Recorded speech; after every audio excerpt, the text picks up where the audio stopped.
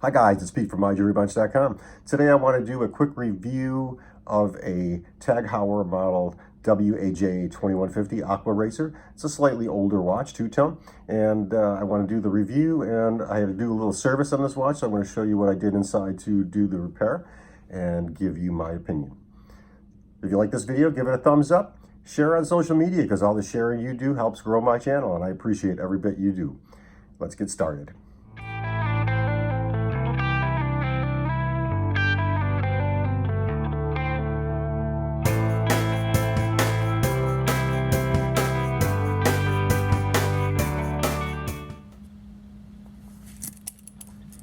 Okay, so here we're looking at a slightly older, not that old, Heuer Aquaracer.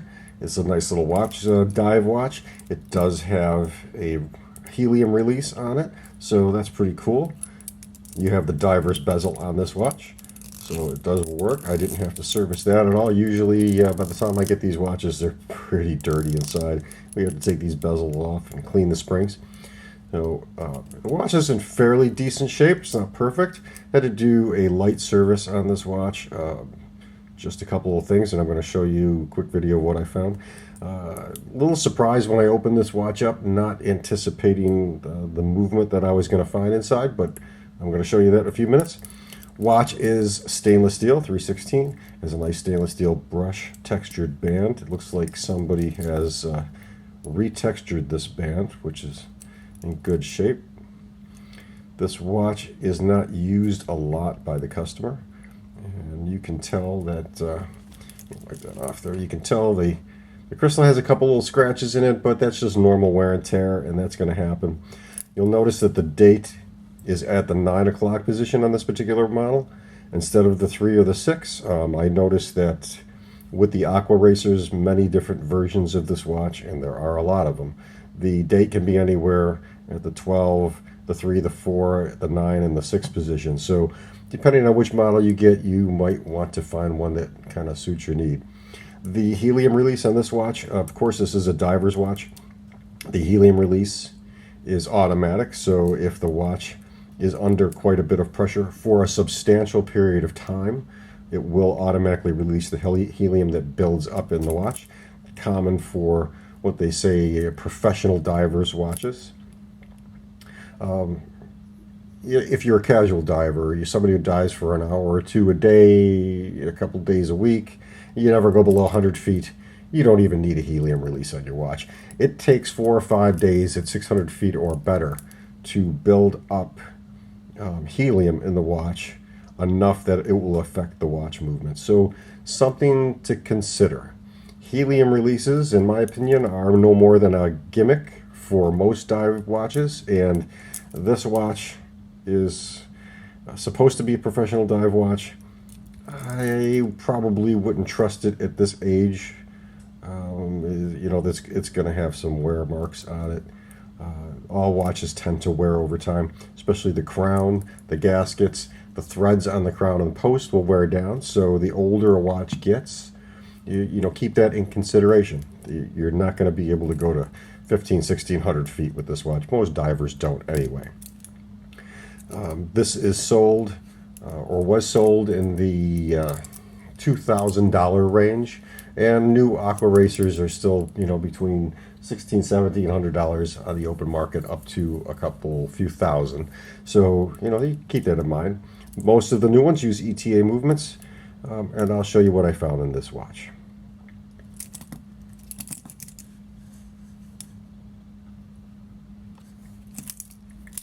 Let's also cover the tag band and buckle. The clasp is very nice stainless steel, 316L spring release on that with a half deployment buckle. So this band in great condition. The buckle is in perfect condition with some scratch marks on it, but nothing major. It could be textured out very easily.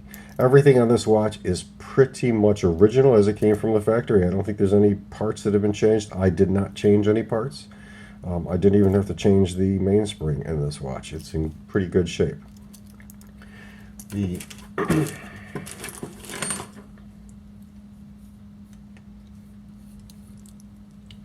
case size is 43 millimeters.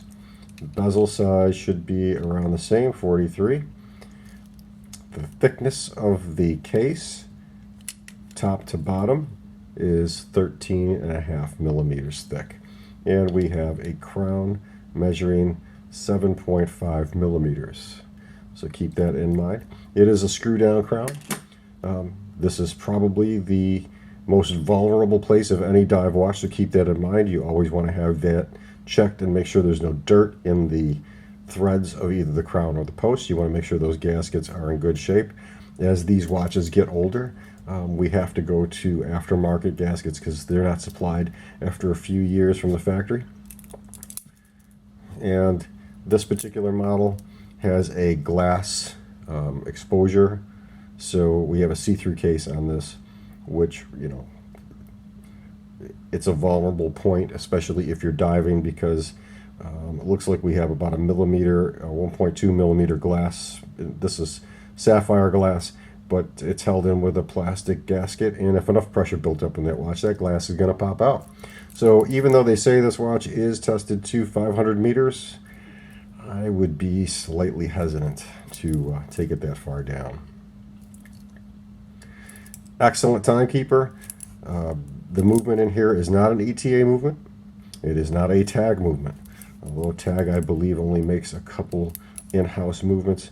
At the time this watch was made, they made no in-house movements. So let's take a look.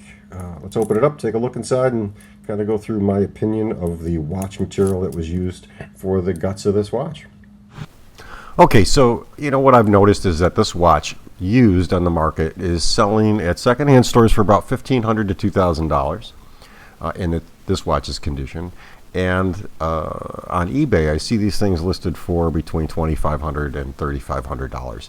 This is an expensive dive watch, and one of the things that bothers me about expensive dive watches is that when you open them up and you find something like this. This is the actual movement from the watch. And I apologize, guys, I lost the video footage of me doing the service on this watch, so we're just kind of going to go with the images. But I found a DS 200-1 movement, which is a clone of an ETA movement. And what really kind of upsets me when I see this in a watch is that for some reason, you know, let's say the DS 200 movement I can buy for like $129. It's a clone, supposedly Swiss made, although I seriously doubt that Soletta is making these in Switzerland.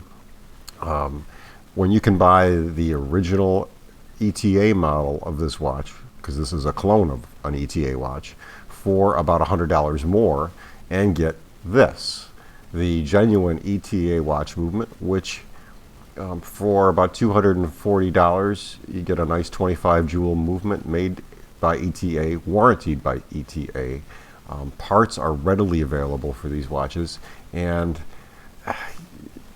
I guess, you know, Tag wants to put a $100 watch movement in a $4,000 watch or a $3,000 watch.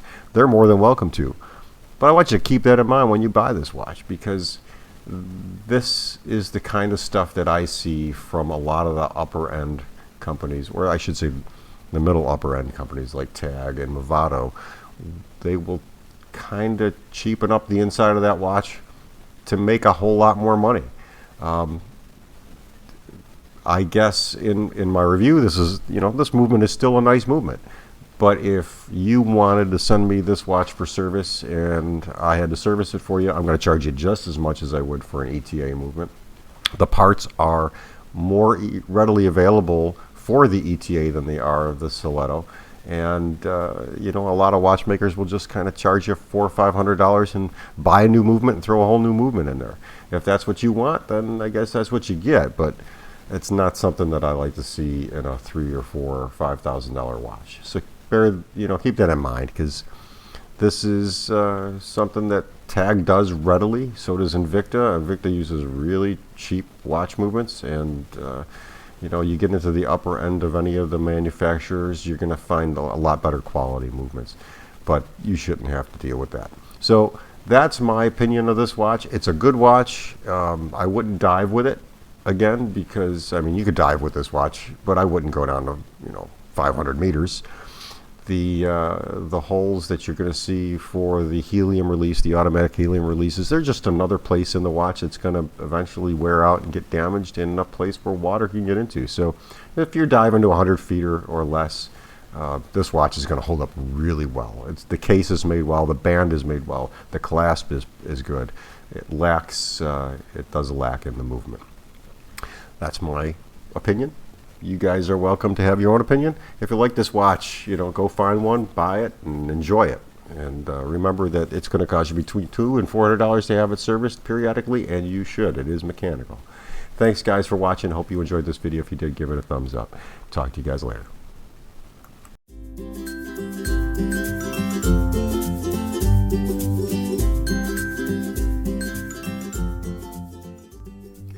Thanks, guys, for taking the time to watch some of my videos. I really appreciate it. If you like these videos and you find them helpful, please give me a thumbs up. And if you want to see new stuff that I put out, usually on a weekly basis, hit the subscribe button and you can get notified by clicking on that little bell. I really appreciate any sharing that you can do, and the thumbs up that I get if you like these videos kind of helps with my channel to grow. You'll see that in the descriptions and on my website I do put affiliate links to products that I show and use in these videos. Those affiliate links give me a little small commission. Doesn't cost you anything if you buy them. And when you buy within the first 24 hours of clicking on those links, I get a tiny little commission that helps keep this channel going. Any little bit helps to keep this up and running.